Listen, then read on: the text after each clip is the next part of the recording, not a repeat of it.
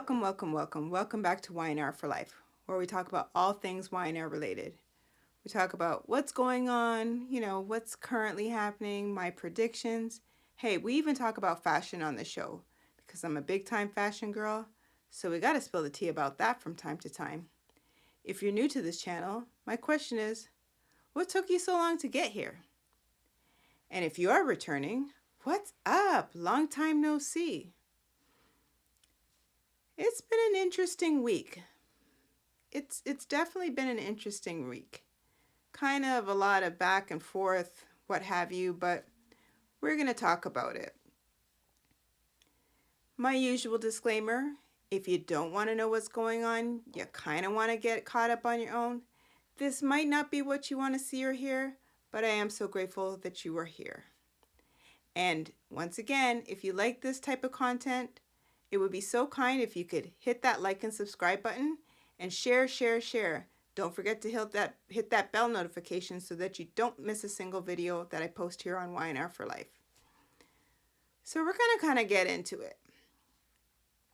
We kind of started off the week with Phyllis.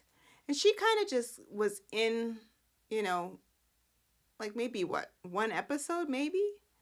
I can't remember really seeing her for the rest of the week. But anyway, there's Phyllis, Red if you call her, stirring up the pot, stirring up trouble. So we talk about her with Daniel and Heather. So as you know, or you should know, Heather has decided that she wants to kind of stick around in Genoa City for a little bit of time, undetermined. We don't know how long, doesn't really matter. But there's Phyllis. She's got a warm, fuzzy feeling in her heart for Heather because Heather ultimately represented her with this whole Jeremy Stark craziness. And basically, I don't know, did she really help her get off? I feel like Phyllis did it on her own. And, Heather was almost like the backup dancer. She really didn't do much except, Phyllis, don't say this. Phyllis, oh my goodness. That kind of thing. But she really didn't do anything. Yeah, she really didn't do anything. So anyway, Phyllis has a bit of a warm, fuzzy feeling in her heart for Heather. And she is with Daniel at Neil's Jazz Lounge. And they're discussing the whole Heather kind of sticking around Genoa City. And Phyllis is like, oh, so, yeah, Daniel, maybe some old, feelings are kind of coming back up concerning Heather. You don't think? Well, Daniel kind of nails down the gavel and is like, look, I'm with Lily now, which once again, when did that really happen? When was that solidified? But okay, take your word for it. They jump in and out of the sack. They draw one another. She draws a stick figure. He draws, we don't know. Yeah. So I guess they're in a relationship, a committed relationship. I don't know. But he lays down the law to Phyllis saying, yes, Lily and I are in a relationship and I'm in a good place, what have you. But I dare say that Daniel kind of didn't, sew that thing closed with him and Lily. Like there was like a small opening, if you will, concerning Heather. Heather is on the stairs. She's listening. And she eventually toddles on down and meets the two of them there. And it's like, oh, Phyllis, oh, Heather, come on, join us. So the three of them are sitting at the table. They're having their little conversations. And she's talking about Lucy and how Lucy basically considers Genoa City home and blah, blah, blah. So, my prediction, oh God, Daniel, do not fall back. If you are with Lily, be with Lily, but do not fall back into, into it with Heather. Because, yeah, let Heather go. Perhaps she's seen that you have changed, that you're a changed man, if you will. You're not angry and bitter and whatever you did back when you guys were together. Um, so maybe Heather is kind of, softening, her heart like softened butter. I couldn't tell you, but I feel as though there might be a triangle, a wee one, starting between Daniel, Heather, and Lily. Insert Phyllis into the mix, and we've got a cacophony of trouble. It is what it is. So that was pretty much that. Pan over to Lily at the coffee shop, who she just kind of toddles on in. She's always carrying a little briefcase or so. So is Heather. But yeah, she's carrying her little briefcase, and there's Billy. Last episode, I said, I can barely understand what the guy says. He sounds like he's Darth Vader. Billy just kind of flip flops from like good versus evil. It's just one of those things. So Billy is sitting there with this whole Jack story where he feels like Jack is not giving him the benefit of the doubt and basically is thinking that he's starting a coup. And Billy, enough. Just enough. So he decides that Lily kind of segues herself in, and he pushes herself into this whole mix and is like, look, I know you, Billy. I know that there's something that's going on. You need to talk about it. And I'm here, no judgment. Let's talk. So Billy starts telling her the whole story, and Lily's like, look, Billy, I know you. And the thought of power kind of thrills you, but you've been there before in a position of power, if you will, at Jabot, and it never works. Like, it just never works. You're not satisfied. You kind of, once again, flip flop. And Billy's like, well, yeah, but nothing, Billy. Enough is enough. I know they're going to drag this on out, but I really wish they wouldn't. Just let that whole dynamic of him trying to take over Jabot, let it rest. But further into the week, you see that this guy just can't let it go. Okay. So on a side note, and I hate to put baby Arya on a side note, but she's like, I guess, the feel-good moments of the show, her situation. So at the club, there's Devon, and he is with Mariah. And Mariah is wallowing over baby Arya and the fact that what could she be missing out on? And it, like, she just cannot believe that this is happening. So she's asking Devon, what was it like for him? Like, what kind of things did he do to basically be able to cope with the hearing loss that he had endured? So he tells her what happened and the fact that he ended up learning sign language. So Mariah's like, would you teach me? And way to go, Devon. You just picked right back up, didn't you? So he's there signing Arya, and yeah, he's like, she's got a simple name, and he taught her, and pretty much that was that. He eventually asked Mariah to kind of stay with him while Tessa is gone. Tessa is off doing stuff for Marchetti, some photo shoots, and I don't know what else. And so Mariah is left at home with the baby. As you know, Mariah's kind of in transition from Jabot to S. I don't know if they're going to continue to call it SNA Media, but you're going to hear more about that. So she's transitioning to SNA Media. And yeah, so that's why she's with baby Aria.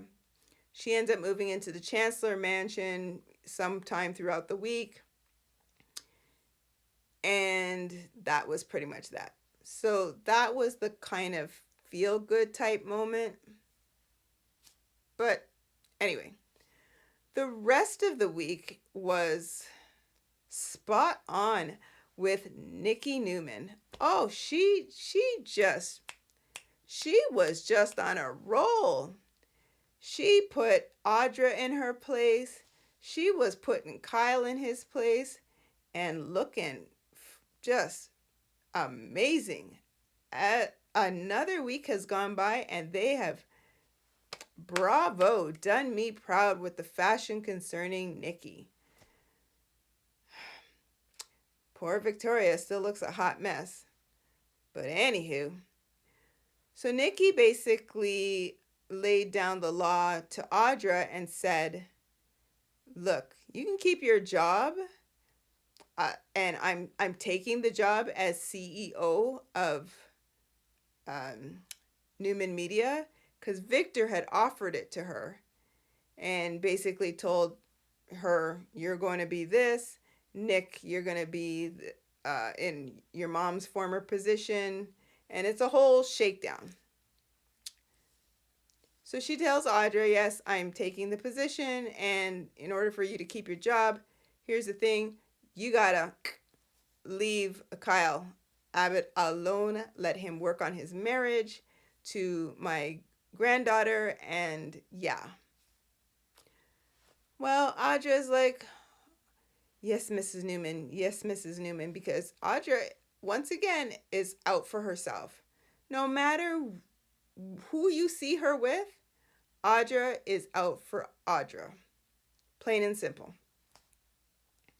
So she basically tells Kyle this information that in order for me to keep my job, I gotta let you go. And Kyle is like, what?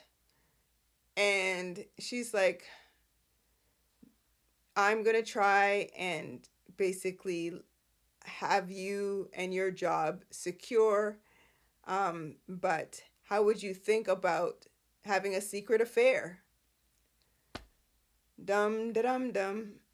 I mean, honestly, Audra, you're allegedly bright at Newman, but you are not bright outside of Newman. Man, if Victor just catches wind of this, you are history. But okay, if that's what you're willing to do.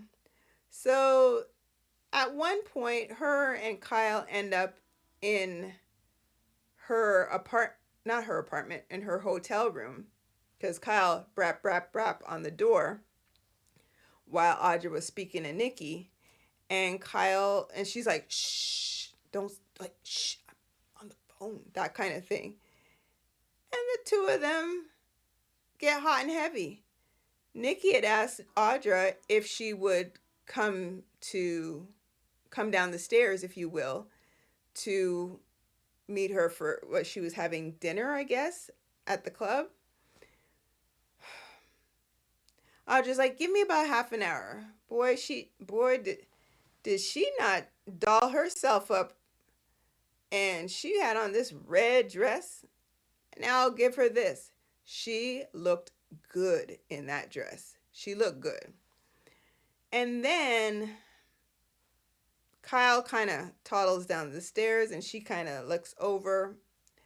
Neither here nor there. Nikki's sipping her tea, pretending like she don't see nothing. She misses this whole, eye contact between Audra and Kyle. Whatever. Moving right along, Nikki has asked Kyle to come and meet her at her home, where she tells Kyle, look, I just want to know what the hell are you doing with your life? So he's like, respectfully, it's basically none of your business. And as much as it's sad between myself and your granddaughter, the fact remains is that Summer did this. She hurt me. Look at all what she did. And she ruined us. And I'm not going to go back to her. Like, that ship has sailed. Like, again, my prediction, he's going to try and get back with Summer in some capacity. But I truly believe that Summer and Chance are going to have a little tete-a-tete. You know, just a little, get together, if you will. So Nikki is none too pleased about this, what have you. Who knew that Victor did not know that Kyle was having, rendezvous with Audra? I'm surprised. But anyway, that's what occurred. And anyway, we see that Nikki has basically told Victor she is going to handle this, and that's pretty much that. Okay, pushing right along, we're going to talk about Adam, Nick, just a whole bunch of them, because it was just like a whole group, like a ball, if you will, throughout the week. So Adam has learned, of course, that he has been ousted from Newman, what have you. It's been a lot of flashback memories, with him as a kid and him as a teenager. Even Nick had some flashback. It just a whole big ball of craziness. Okay, so he's been ousted, and Nick is like, well, 'tis what it is. Nick himself is conflicted if he's going to take the position that his mother held. He talks to Sally, and Sally's like, I think you need to go with your heart, Nick. I really do. Whatever makes you happy. Eventually, down throughout the week, I want to say this was the ending of the week, he has decided that he's not going to take the position, that basically he's going to work along with Sharon. And the reason why he's going to work along with Sharon is because Sharon had taken Heather, again, who does nothing, to Victor and asked for Kirsten, what is it, Kirsten Unlimited? I couldn't tell you. She has asked for the company to come back to her with no repercussions, don't want to take this to court, whatever. Well, Victor's like, here you go, take it and go. It's fine, whatever, I don't care. Like, it is what it is. Heather was like, I'd really much prefer this in writing. He's like, do you think I have time to lie about this? But okay, fine, no problem. I'll do up the paperwork, blah, blah, blah. Sharon is now happy that she has gotten back the company that she basically inherited, so she can do good. And she then asked Nick to work along with her. What was funny was that Sally was in between the two of them at the coffee house when Sharon was telling Nick this. So this is Sally back. It was like a tennis match, back and forth. Sharon talks, Nick talks, and there's Sally in the middle. So Sally's like, you know what? You guys work well together. Go ahead, do your thing. And I've got my business that I'm trying to work on. So the two of them are going to go into business together and try and make something good of Kirsten, whatever. Well, Sharon leaves, and it's just Nick and Sally. And Nick had made some comment about about Adam, and concerning like kind of he gets what he deserves, that kind of thing, something to that effect. And Sally's like, whoa, um, that was cold. That was cold. And he's like, ah, oh, geez, man, I didn't mean it that way. I'm sorry. So she's like, wow, like he deserved to lose Ava. And so basically, then I deserve to lose her too. Is that what you're saying, Nicholas? And I'm surprised Sally didn't give him a 1-2 uppercut, but that didn't happen. Um, yeah, I don't know. Prediction. Like I said before, Sally's going to end up back with Adam, and Nick is probably going to end up back with Sharon. I don't know. It's not that I don't like Nick and Sally together. I just feel as though she's just a tad bit more suited for Adam. It's one of those, it's a chemistry thing. Again, I like her and Nick. I want Nick to be happy for the love of all that's good and holy, and for him to stop jumping around from woman to woman. But we shall see. So again, it's been a whole whirlwind of craziness. So SNA Media is technically no longer, I don't know what they're going to call it, if it's going to still remain Kirsten, whatever. I couldn't tell you. But we shall soon see. Yeah.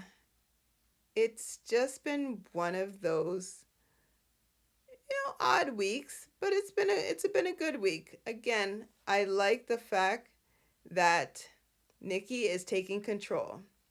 I think the last thing I want to mention is the fact that when Victoria came back from LA, she had learned already about the whole shakedown and with the company and what her father did. She learned through Slam and Nate. And so she just toddles off to Daddy-O's house and confronts him. And it was like, wee, Daddy. Huh, how could you did this behind my back? You couldn't call me. He's like, it's my company. It has my name on the building. Blah, blah, blah, blah, blah. Victoria, he's right. He can do whatever he wants. He can kick you right out of the position. And Slimy Nate is sitting around. He is biting his nails trying to figure out where is he going to be, because he could be ousted just like that. And Nikki all but told him, why don't you step down and basically be gone. Oh, I would love to see that happen. Nikki, you are doing the most these days. So there you have it, folks. It was one of those flip-floppy weeks. It was a good week, but it was definitely flip-floppy. We'll see what's going to happen next week. Oh my gosh, I really hope they don't drag out this whole Billy storyline. Enough is enough. Like, it lasted so long with Ashley, but she's away right now, so thank goodness that we don't have that. But Nikki, you need to keep throwing the hammer down on them. Just bam, bam, bam. And yeah, I hope that Nick and Sally can kind of mend fences and kind of work things out. but I just don't feel that it's going to be that way, especially now that he's going to be working along with Sharon. Ooh boy, that little close-knit quarters business. Yikes. Okay, so once again, I say if there's something that I forgot to mention, it probably wasn't newsworthy or I just plumb forgot. But overall, that's pretty much what happened throughout this week. And I'm so grateful that you stuck around to the end of the video. Again, don't forget to hit that like and subscribe button and share, share, share. Sharing is caring. And hit that bell notification so that you don't miss a single video that I post here on Y&R For Life. As usual, it's been a blast. I really appreciate your support. I love you lots, and I'll catch you on the next video.